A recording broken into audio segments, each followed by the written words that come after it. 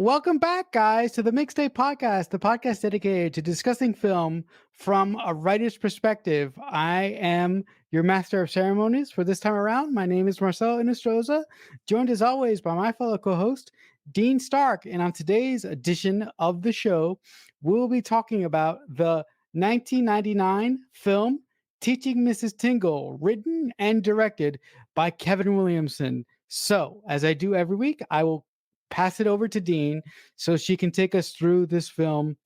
The plot of Teaching Mrs. Tingle is this: the story of a girl who is willing to do anything to become valedictorian, even if it means murdering the teacher that stands in her way. So, the opening scene to Teaching Mrs. Tingle is we see a girl's room, we see pictures of her and her friends. It's filled with awards and certificates, so we can see she's good at a lot of things, she's smart, and we get introduced to her. And her name is Leanne, and she's played by Katie Holmes. And we learn she is a writer trying to get a scholarship to college. And she's done this, we don't know what it is yet, but she's got this book in her hand. It looks quite old, and she's talking to her mum about presenting it in her history class and needing to get a certain grade in order to get the scholarship. And her mum's like, yep, you can do it, you can do it. Her mum is a waitress, and we kind of learn that Leanne is kind of not like her mum and she doesn't want to be a waitress. That comes a bit later. But yeah, so we'll see what the book is in the future scenes. But what did you think about the introduction to Leanne or Katie Holmes? I thought it was quite good. I thought it was... it showed she was smart. It showed she wanted to be a writer. It showed that no, that's it. Oh, that she needs a scholarship. That's right. So, what do you think about the opening scene? I love the opening scenes of this movie because, like Dean just said, it checked so many boxes. It really showed us that Leanne is an overachiever, and it also tells us that Leanne is sort of ashamed of where she comes from. So she needs some things to fall into place so she can leave. This scene is very, very economical because it tells us almost everything that we need to know about our main character in a very, very, very short period of time. I really like that choice by Kevin as a director. So, speaking of Kevin as a director, the next series of shots I loved, and they were just shots of 90s high school life. Oh my God, just shot after shot after shot. And I was like, oh my God, so good. I was like, Kevin, babe, you got me. The Yeah. nostalgia kicked in. I saw this at the movie theater, and I was in school at the time that this movie came out. So this movie really called to me because I had shit teachers as well. as we'll Mhm. as we'll see with Mrs. Tingle. But the 90s aesthetic, the clothing, what they were doing, no cell phones in sight, no iPads, hardly any watches. Like if it was fucking Casio watches. It wasn't the I was just like, that's life, folks. Mhm. Without that shit, that's life. I loved it. So we meet Jo Lynn. So Lee's best friend Jo is literally the polar opposite to her. She is crude, she's bitchy, she's superficial, she's outgoing, she's confident. Lee's none of these things. Lee No. is quiet, unassuming, doesn't want to cause trouble, smiles even though she's in pain, like she's one of those kind of people pleasers. But I like how Jo was set up because she was literally set up as the complete opposite spectrum to Lee. And and now we meet Luke. Jo has the hots for him, and she tells him she's loved him for years, and then she just grabs him and kisses him, and Luke's like, what? And he looks over at Lee. Now, this actor, I can't remember what his name is. This actor, when he looks over at Lee, Katie Holmes, standing there, you can tell that he likes her just in a look. And I love that look. And he addresses her. He's like, hey, how you going? You're like, oh no, he likes her. That's so obvious. Oh no. Is there going to be a rift here? So yeah, you can see that he likes her. You can see Jo has no idea, but you can also see that Lee cannot fucking stand him. The introduction was great. You got to know Jo, you got to know Luke, and I thought the setups were really, really great. I really liked the way that Kevin introduced the three main characters, because like he did in the first scene, you know everything you need to know about them in a very, very short period of time. I love the fact that Kevin establishes early on that Joe wants to be the actor and Lee wants to be the writer. I think that's a really, really interesting dynamic. And that's a dynamic that really connects with me because when I saw this movie for the first time, I had already fallen in love with the storyteller that is Kevin Williamson, and the fact that he made Lee want to be a writer, that just spoke to me 110%. But I really love the moment when Lee and Joe get to the high school. Joe basically asked Lee to dare her to kiss Luke. I love that moment so much. It's so great. And I do want to address the point that Dean brought up. When Luke looks at Lee, like you could tell by the look that he has on his face, you could tell he wants to eat her up, man. So now we meet the infamous Mrs. Tingle, played by the amazing Helen Mirren. If there was ever a bitchy teacher, this is it. She is the most passive aggressive character maybe I have ever seen. And she talks to the principal and she's trying to get him to do something. He's like, yeah, like I'll do it when I do it. And she's like, happy birthday. And he goes, it's not my birthday. She goes, oh, isn't it your AA birthday? And you're just like, oh, you're a bitch. And he's like, yeah, how do you know that? And she's like, oh, 4 years and not a drop of alcohol. It's almost unbelievable. I'm like, oh my God. She's a bitch. She's a bitch. But we see just by that scene, we see exactly who she is. She wants what she wants. She won't take no for an answer. And if someone says no to her, she will fuck them up any way she can. But she does it with a smile on her face, which is what makes her so dangerous. I loved it. I absolutely love the way that the villain in this film is introduced because Kevin, he actually only shows the villain or Mrs. Tingle from like the waist up, and he follows her as she walks through the hall. And as she walks through the hall, all the students that are in her way get the fuck out of the way. As she's walking towards Mr. Potter, which is the principal of the school, this kid opening a locker and he puts a crossbow into his bag. And I'm like, Mm. that's a hat on the ground. Did you notice that her initials spelled out ET? Whose initials? Mrs. Tingle's initials. Oh, I totally missed that. Oh my God. And did you notice that when she's walking down the halls, it's not, but it's like Kevin puts this like Wicked Witch music Yeah, he when she does. walks down the halls. I love that. So you could tell just by the music that she's just not a nice person. It's similar to the Wizard of Oz Wicked Witch theme, but it's Yeah. not. That you It's can not. tell. So anyway, the next scene, we're in Mrs. Tingle's class and she's a history teacher. Joe is dressed as Marilyn Monroe and she's giving a speech to the class. And it's a good speech. She's actually quite good at imitating Marilyn Monroe. She's not a bad actress at all. And basically, Mrs. Tingle goes, "Oh, what?" She basically is trash. You're trash. Sit down. You're not a good actress. You know what I mean? She's just like berating her in front of like the whole class. But you kind of know that she was going to do that because she's a bitch.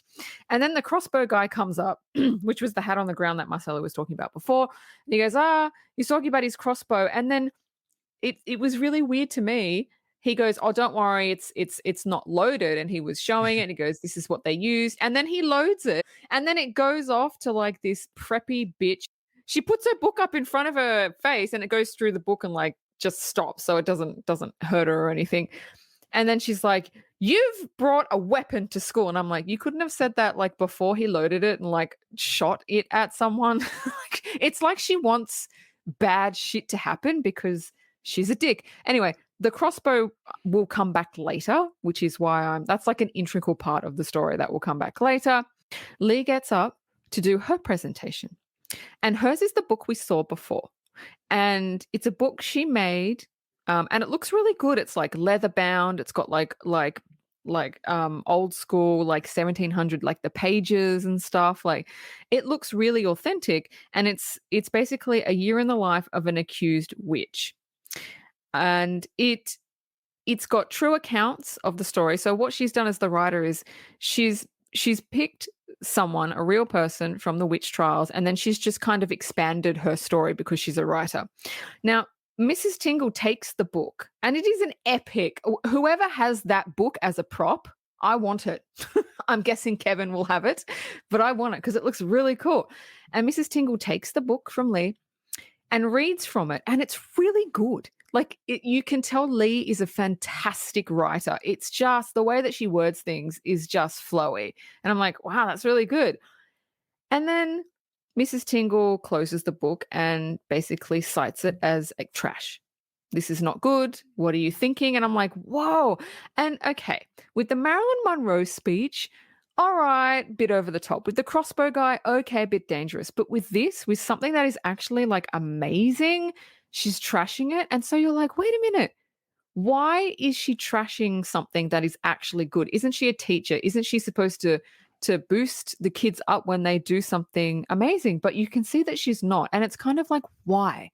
Does she have something against the kids, which we'll find out later? She just puts all the kids down. She hates them. She hates being a teacher.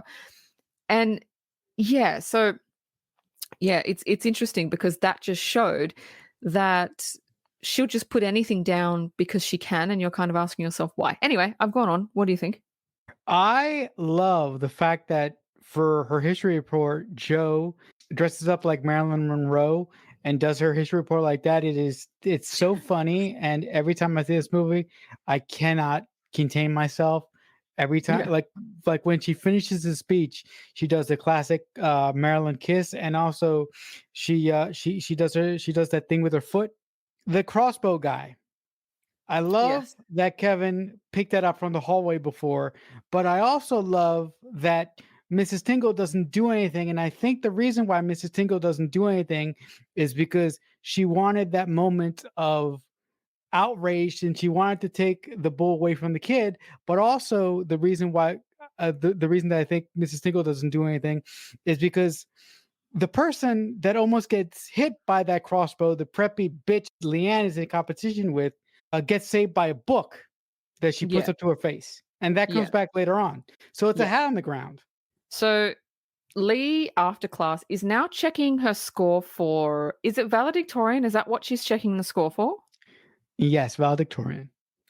Okay, she's checking the score on the scoreboard for valedictorian, and she sees that she's lost out on it by 1 point. Now, the girl who did win rubs it in her face. That's the one that nearly got the crossbow in the eye. She's just, I didn't look, this bitchy character um, was the only thing I thought that Kevin really didn't put effort into because she comes in as a device and then she goes away, and then she comes in as a device and then she goes away. There's nothing, it's just like a mannequin coming in and then going. She's just, it's just to show, do you know what I'm trying to say? There's nothing to her, but I think the reason why Kevin put her in there was to give Leanne another adversary, as if she needed another fucking adversary. But the other reason why I think Kevin made this annoying character is because in high schools there are people like that, Oh and yeah, of and course. I think that he wanted to echo some of that, or he Yeah. potentially wanted to draw from that. She did give us a piece of information that we needed to know, this bitch. So they're still there looking at the scoreboard. And this bitch, I don't even know what her name is. I'm just going to call her the bitch. So she says to Lee, if you get an A from Mrs. Tingle, then you'll be valedictorian and get the scholarship, right? So now we know that if she doesn't get an A from Mrs. Tingle, she's not going to be valedictorian, she's not going to get the scholarship. So that's information we actually needed to know. So what thoughts? This movie, look, I've seen this movie 100 times, but I've never seen this movie with a writer's brain on. I've always seen this movie from a fan's perspective.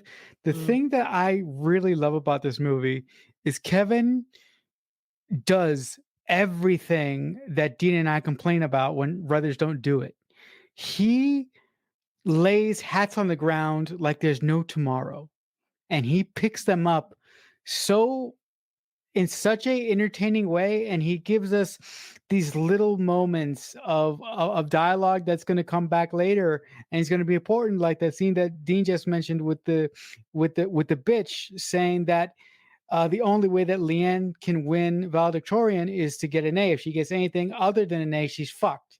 So I love the way that Kevin structures this film. No surprise, right? Yeah, of course. I like it too, though. I like it too. So now we're with Lee and Joe, and they're in the gym, and they're just kind of chilling out. And Luke walks in and cracks a beer and has stolen Mrs. Tingle's final test. Now, Lee has a massive problem with this. Oh my God, get it away from me. Because she's a good girl. She doesn't cheat. She's an A student. She doesn't do that. But Luke does do that. He's like the complete opposite to her. And now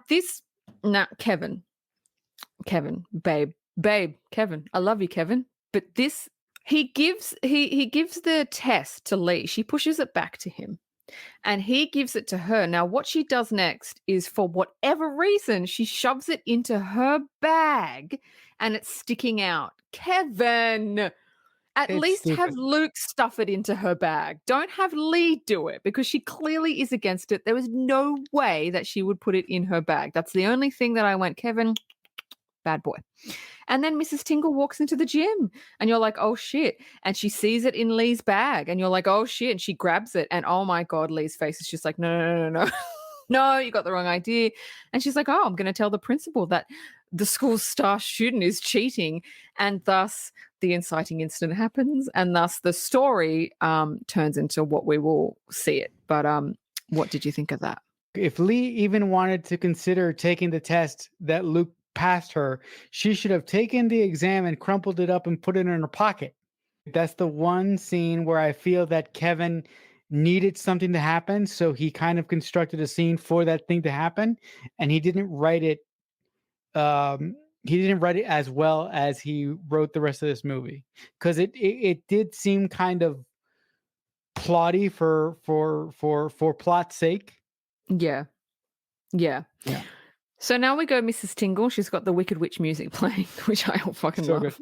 So she's walking down the hallway, and she goes to the principal's office. She's got the piece of paper in her hand, and she finds out from the hilarious what's her name, secretary, played by Molly Ringwald, who fucking hates Mrs. Tingle.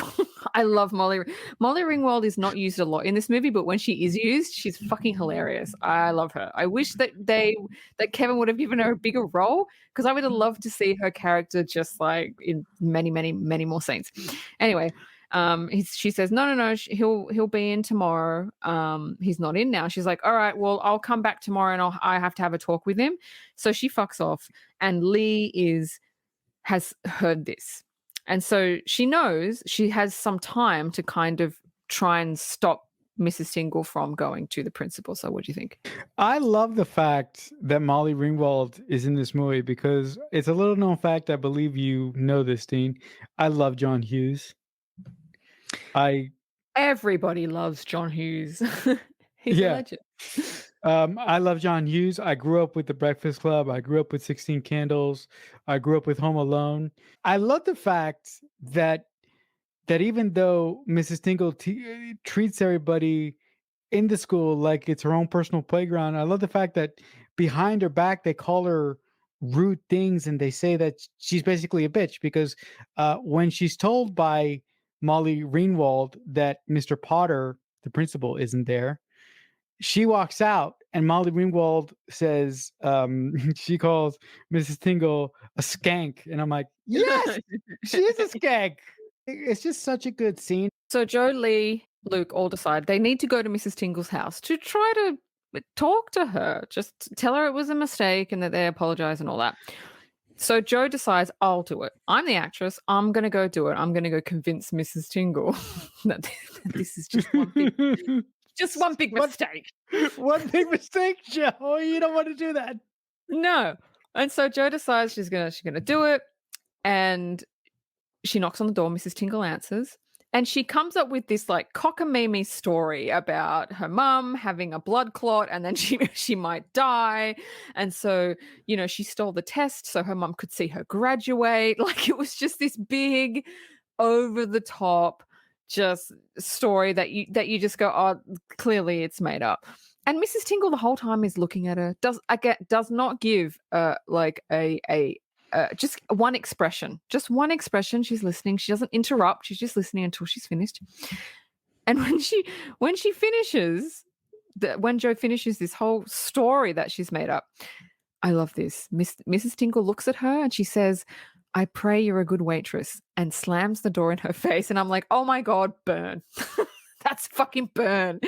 And you're just standing there like, oh my God, this is top-notch writing. And now she goes back to the group. She goes, I don't know what happened. Like, I cried real tears. Like, what is happening? Why didn't she believe me? So Lee goes, I'm going to try. She goes, can I come in? Mrs. Tingle lets her in. She pleads her case. And Mrs. Tingle goes, just get out, just leave. And then Luke and Joe bust in and they're like, we're not leaving until you do what we say. And then Mrs. Tingle's like, get the fuck out, I'm calling the police. Luke grabs the crossbow. Now, why Mrs. Tingle has the crossbow at her house loaded is anybody's guess. I don't know. Kevin, what the fuck? And it goes off accidentally, grazes her. She falls back and she's knocked out. So that's that big scene. Thoughts? I love the fact that Joe has enough confidence in her soul that she believes that if she actually walks up to Mrs. Tingle, gives her a sob story, and she believes that Mrs. Tingle will believe what she says, because we've been given everything to the contrary at this point. So I thought that it was a little bit naive to think that she could convince Mrs. Tingle, because every other interaction has been fucking negative. Dean mentioned it in her comments about the scene. Helen Mirren's face throughout the whole movie has one expression. It's just this expression. This expression is I call it the I don't give a fuck face, and she has that face the whole time, and it's just fucking wonderful. I think that's a good point that you bring up. That why, first of all, why does Mrs. Tingle bring her work home with her? Second of all, why is the crossbow loaded? The only thing that I can surmise with that is writer's convenience. Kevin's not shit. So why he did Yeah. this, I don't know. They carry Mrs. Tingle upstairs and tie her to her bed. And later Mrs. Tingle wakes up. And this is funny.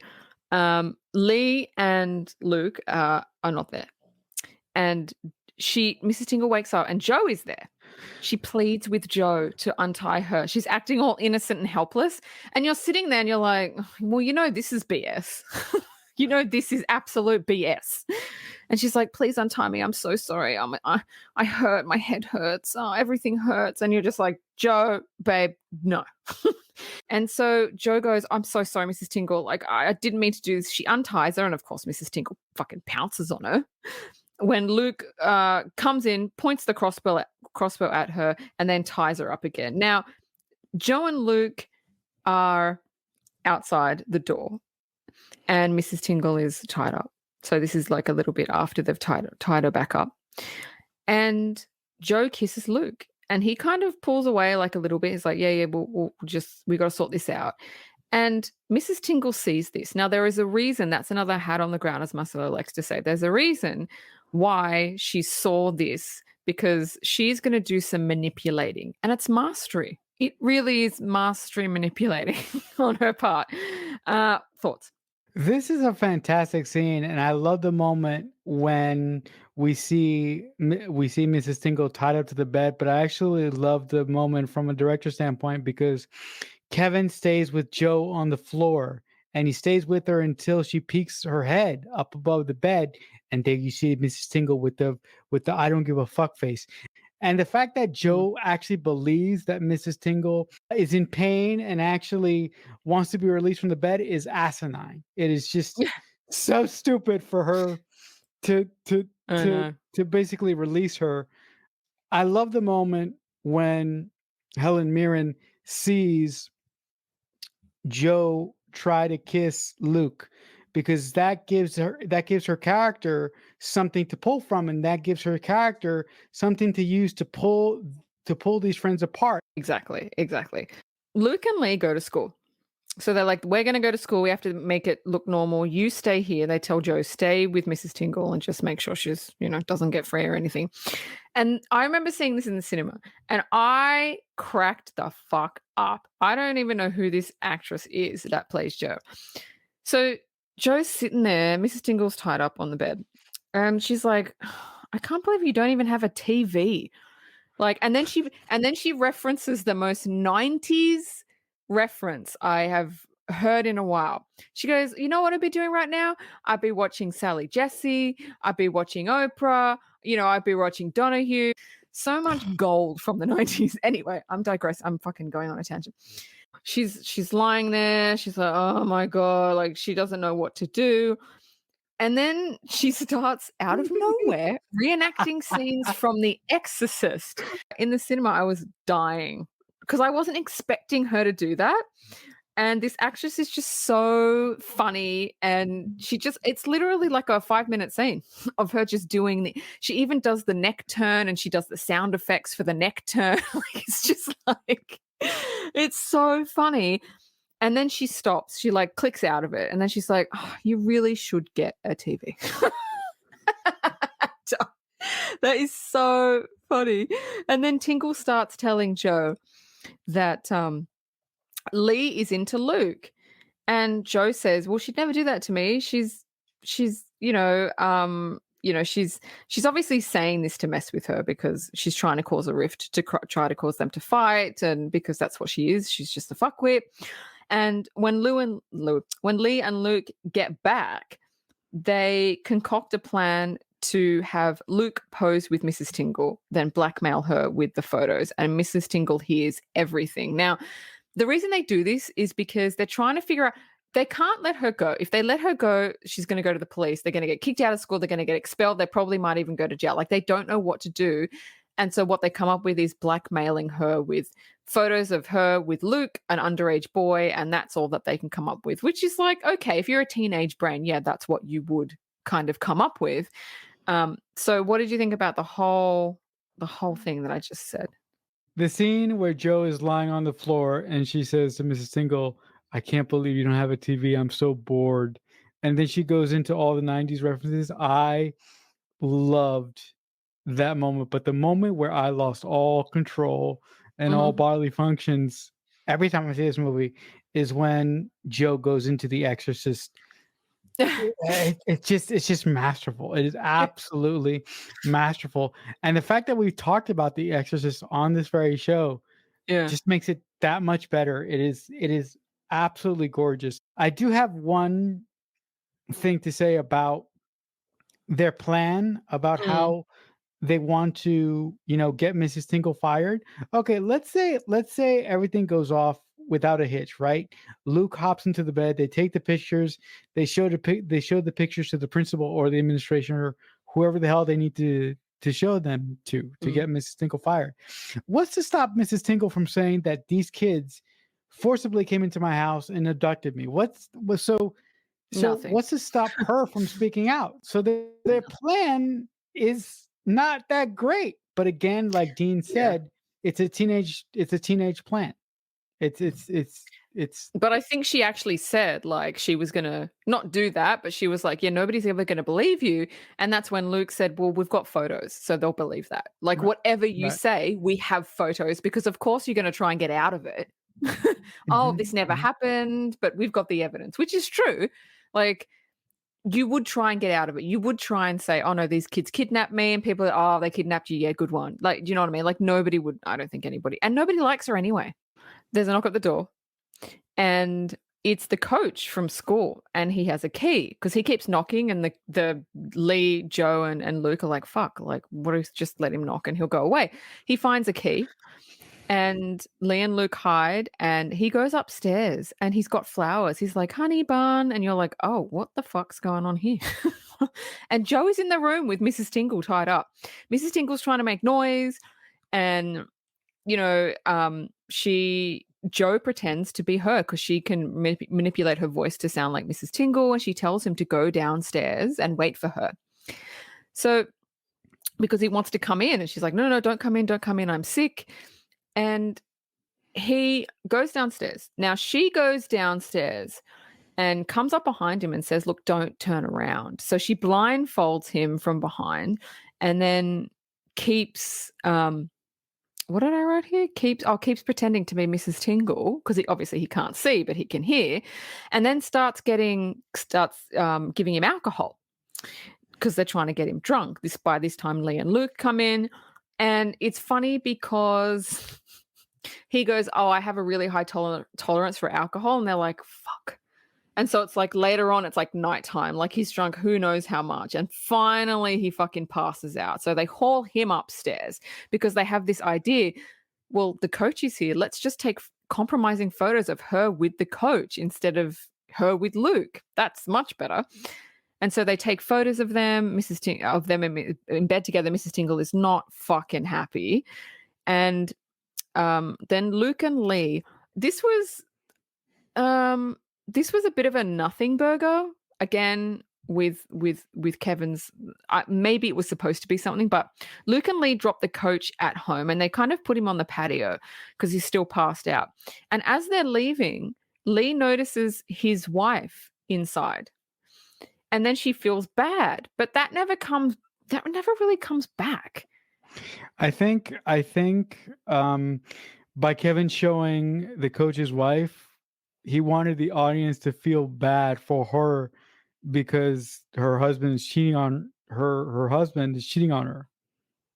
Yeah, but then I thought Lee kind of she never actually this was never addressed, but I feel like Lee had second thoughts about revealing the photos because he was married.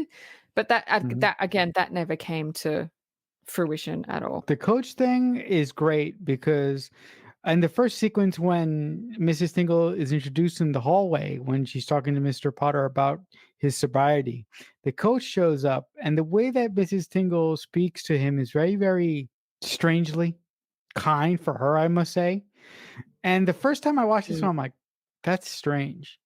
But later mm. on, it makes sense because he shows up at he shows up at her house, and you discover that they're fucking. So it Yeah, makes sense. yeah, yeah. Um, but I really like the way that Kevin structured the scene because like I said previously, I wasn't happy with with the whole plot of the kids coming up with the idea of blackmailing Mrs. Tingle by taking pictures of her and Luke in bed and thinking that that's going to solve all their problems. Mm, Have taking pictures of Mrs. Tingle with her lover in her bed makes so much more sense because Leanne mentions that it's a small town. So yeah. even if they don't get fired, people Mm. talking in the town are gonna push them out anyway. Yeah. So now Joe is in the room with Mrs. Tingle because Luke and Lee are dropping off the coach. And Joe is like, "Oh, I don't know much about you. Like, were you married? Like, what's going on?" And so Mrs. Tingle starts recounting a story to Joe about um, her husband. She used to be married. And as soon as she starts talking, it's like, it's bullshit. Um, Not because it sounds like bullshit, but it's bullshit because Mrs. Tingle like would never tell Joe anything about her. So it's bullshit, but Joe again gets sucked in. So she's saying, "Oh, my husband Richard, who, he ended up, I loved him so much and he cheated on me with my best friend. It was right under my nose because I was the sidekick." And she just gives her this just vicious look. And Joe goes, "Oh," so she's telling that story basically to get under her skin again, as trying to say Lee and Luke have fucking something going on. And then Joe gets the shits. Like, there's nothing. Mrs. Tingle is just one big bullshit artist. So she's trying to get under Joe's skin. And then Mrs. Tingle says, "They've been dating under your nose the whole time since grade school." And it's interesting because Joe is kind of starting to believe it, but how can she? Because how could they have been hiding dating since grade school? I mean, it's ridiculous that Joe would even entertain the idea because Lee fucking hates Joe and she knows it. But Joe is a good character, but she's easily gullible. Joe is easily swayed. Yes. Look. I love a lot of characters in this film, but strangely enough, the character that I related to the most is not the one that you think. I related to Joe the most because Joe to me is the most gullible one, and Joe to me is the most fragile one. I love the fact that Mrs. Tingle tries to constantly manipulate our main characters by basically telling Leanne this bullshit story about her life, because we know from the second she starts telling the story that it's not true. She just wants to get under Leanne's skin. So I think that that was another sort of give me by Kevin, but not really, because he gives Helen Mirren such good dialogue that even give me speeches sound fucking fantastic. And that leads to Leanne doing something that pulls them apart even further. This scene is interesting because I can see what Kevin is trying to do, but I'm still confused. And I watched this scene like 3 How? times and I'm like, am I missing something? I don't know. I'm still confused because the Okay. motive makes no fucking sense. So Lee checks on Tingle and Joe's left because Joe's, believed Tingle's bullshit and she's left. And we learn because look, Lee says, "Why do you give me such a hard time? Why do you give all the students such a hard time? Like, what's the issue?" And Mrs. Tingle says she knows they will basically ruin the world if they're let loose. So she doesn't want to give them A's and an opportunity to have a life. And then she goes on to say that Lee is afraid of getting stuck in this town. She's afraid of becoming a waitress like her mum, which is why she shuns all the guys that even look at her because she doesn't want to end up a pregnant teenager because then your life will be over. And then Lee kind of goes silent because she knows that that is true. She goes downstairs and basically jumps on Luke and then they have sex.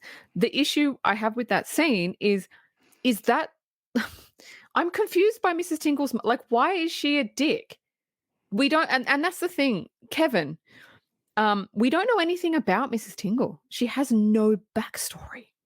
And we kind of know why she's a dick, but we kind of don't. Like, so she ruins her students' lives because she doesn't want them to go out into the world and make something of themselves. Like, I don't know. There's another motive that comes up in the next couple of scenes that kind of makes a little bit more sense, but I just didn't get it.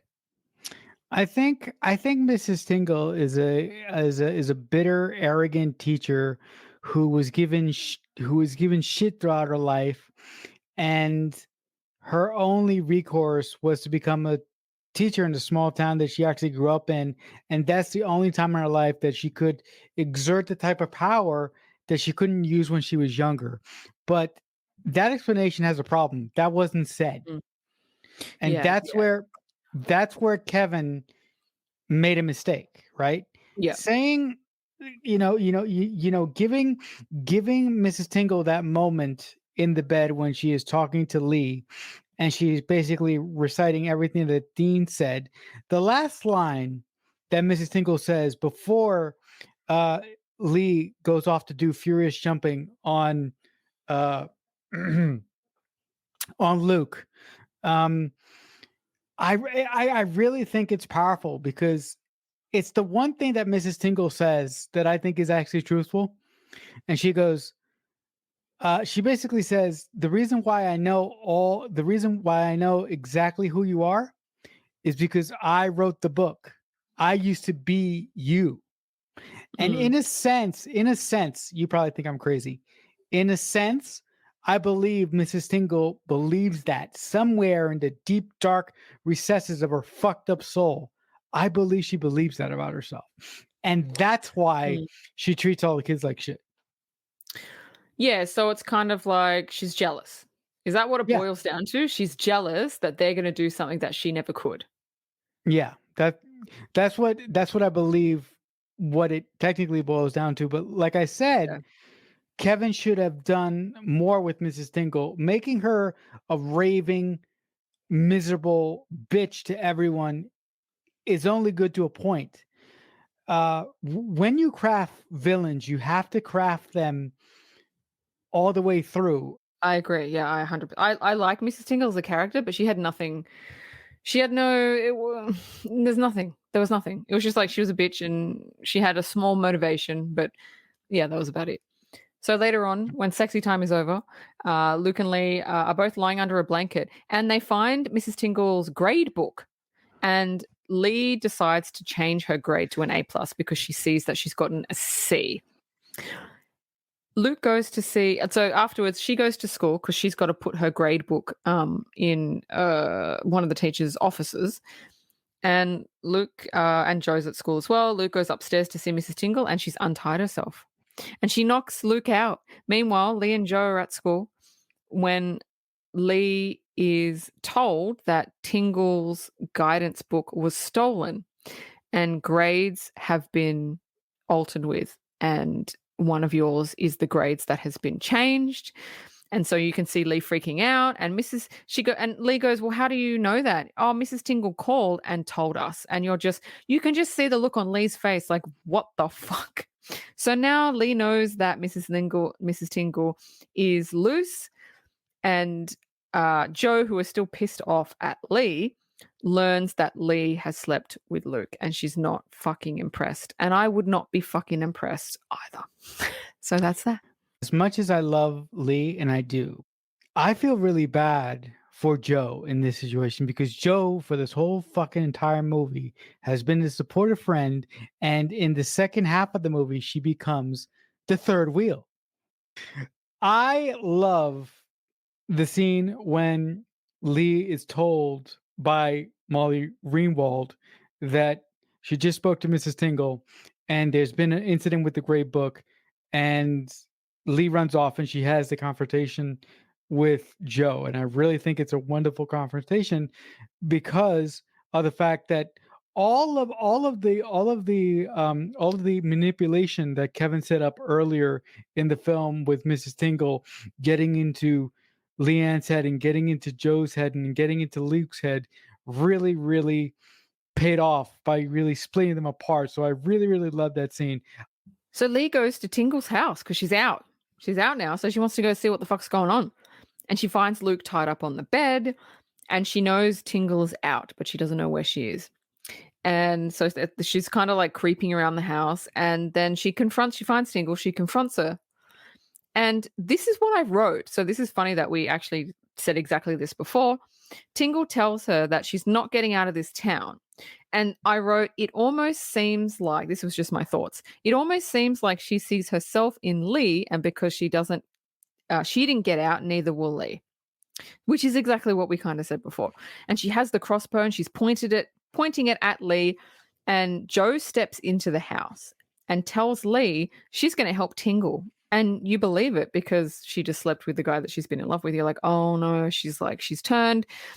She's going to help Tingle take Lee down because she's not her friend. She was never her friend. And she stands next to Tingle, and Tingle smiles. It's the first time she's ever fucking smiled. She smiles. She's like, oh, great, I've done it. I've gotten into their heads. I've fucked with them. I've torn them apart. This is amazing. And then out of the blue, Joe just fucking pushes Tingle to the ground, grabs the crossbow, and she looks at her and she says, don't tell me I can't act.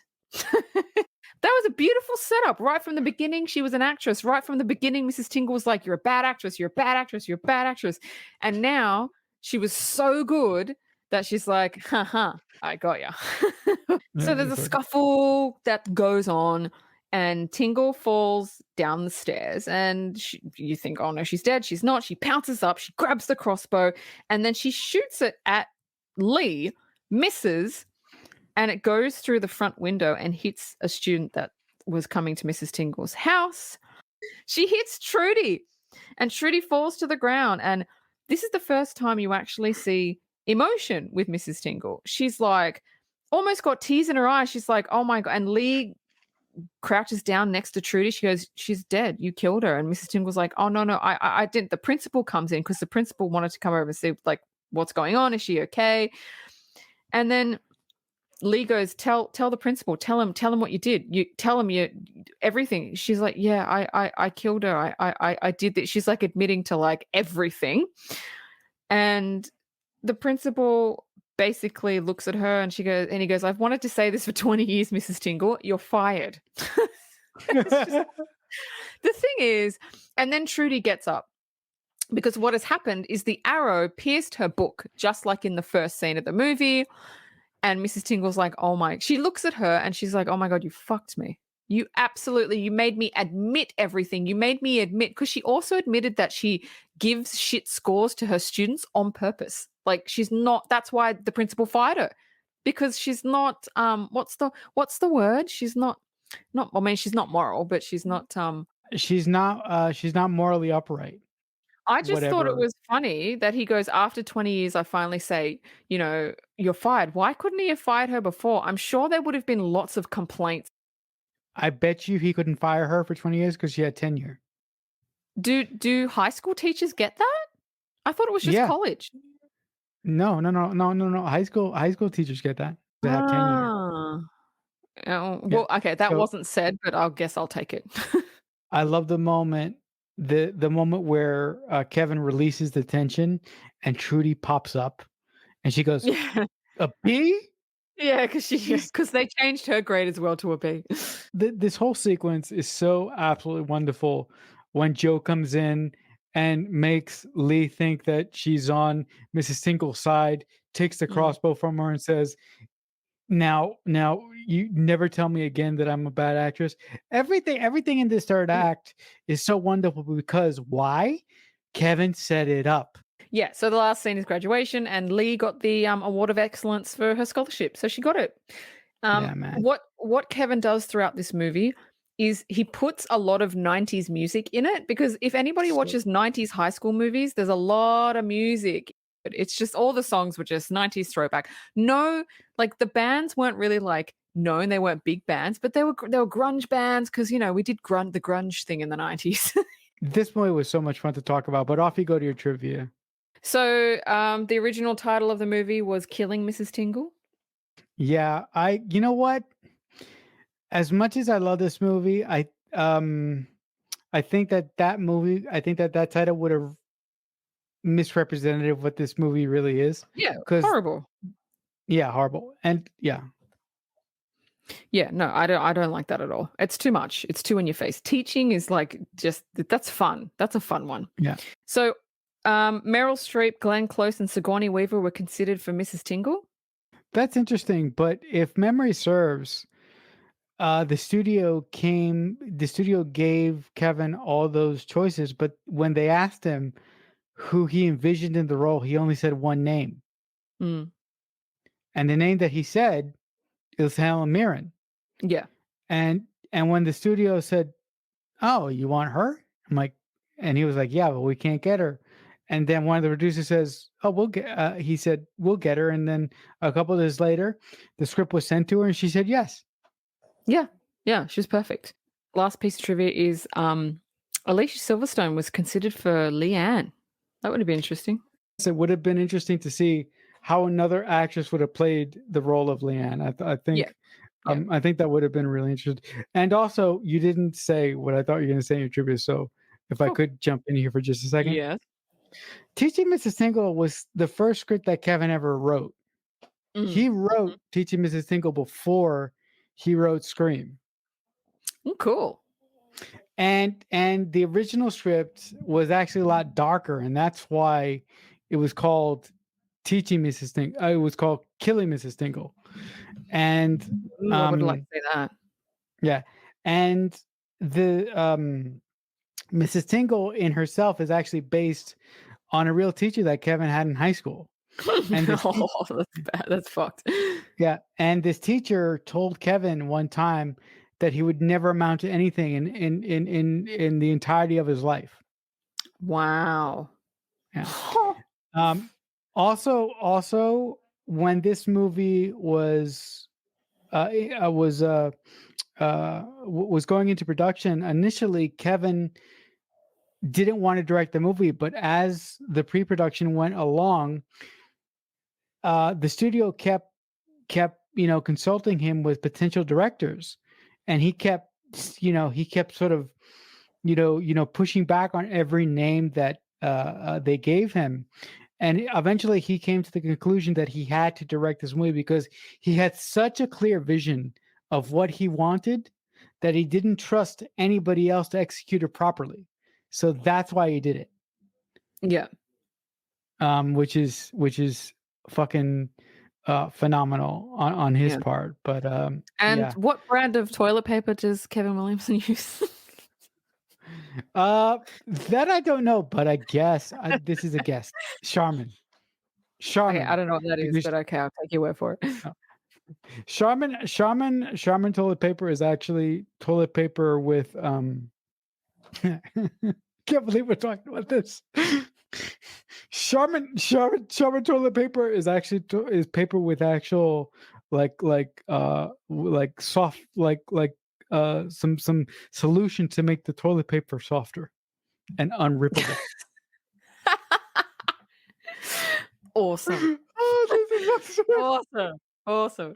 Okay, Oh I'm my done. god. Okay. That'll do it for this edition of the Mixtape Podcast. But listen, guys, if you like our show and you have questions for us, or you have, you know, suggestions of films that we should talk about in the future, I highly encourage you to send us an email. We are at the Mixtape Podcast at AOL.com. Or if you wanna listen to episodes that we've done in the past, like The Exorcist that we mentioned in this very episode here, we do have a YouTube channel. It's youtube.com/the mixtape podcast. So go over there, check out some of our old videos, and give us a like. Next week, we have another film that is a favorite of mine. It's entitled The Phantom. So join us for that one. Thank you so much for listening to us. And always remember, if someone is ever kind enough to make you a mixtape, that must surely mean that they love you. The Mixtape Podcast is a Balloonhead Productions presentation.